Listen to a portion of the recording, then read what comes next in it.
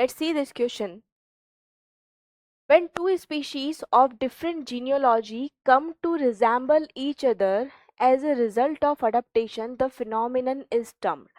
To species of different genealogy का क्या मतलब है बच्चों? एंसेस्ट्री। एंसेस्ट्री तो दो डिफरेंट एंसेस्ट्री वाली जो स्पीशीज है ना, दो डिफरेंट एंसेस्ट्री वाली जो स्पीशीज है, ये आपस में रिजेंबल करने लगे। तो ये जो रिजेम्बलेंस हुई है, this is the result of adaptation.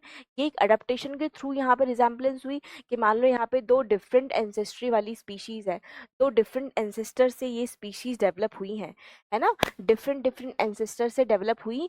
लेकिन आगे जाके क्या हुआ, एक कॉमन अडप्टेशन ये शो करने लगे, है ना, ये कॉमन अडेप्टेशन शो करने लगे। तो इस तरीके से जो कॉमन अडेप्टेशन आया है, ये जो इवोल्यूशन यहाँ पे हुआ है, इस इवोल्यूशन को आप क्या बोलते हो? इस इवोल्यूशन को आप बोलते हो बच्चों कन्वर्जेंट इवोल्यूशन। कन्वर्जेंट इवोल्यूशन बोलते हो।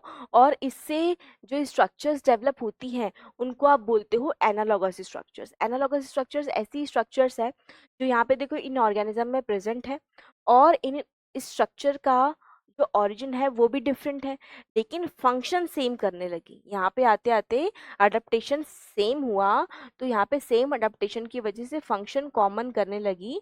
कॉमन फंक्शन करने लगी किसकी वजह से? कॉमन अडेप्टेशन की वजह से।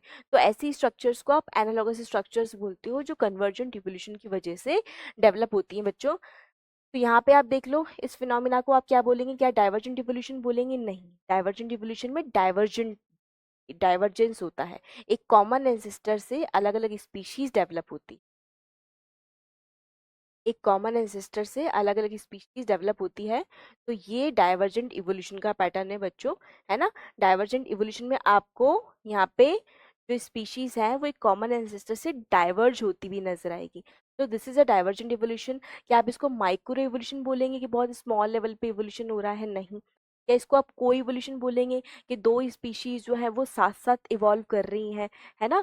तो क्या इसको हम को इवोल्यूशन बोलेंगे? नहीं। क्या इसको हम कन्वर्जेंट इवोल्यूशन बोलेंगे? बिल्कुल सही, इसको हम बच्चों कन्वर्जेंट इवोल्यूशन ही बोलेंगे। यहाँ पे क्या बोल रहे हैं? कन्वर्जेंट इवोल्यूशन ही बोलेंगे। आप इस पैटर्न को देख सकते हो बच्चों। तो यहाँ पे इस क्वेश्चन के लिए हमारे पास करेक्ट आंसर क्या आ जाएगा? Option D would be the correct answer for this question.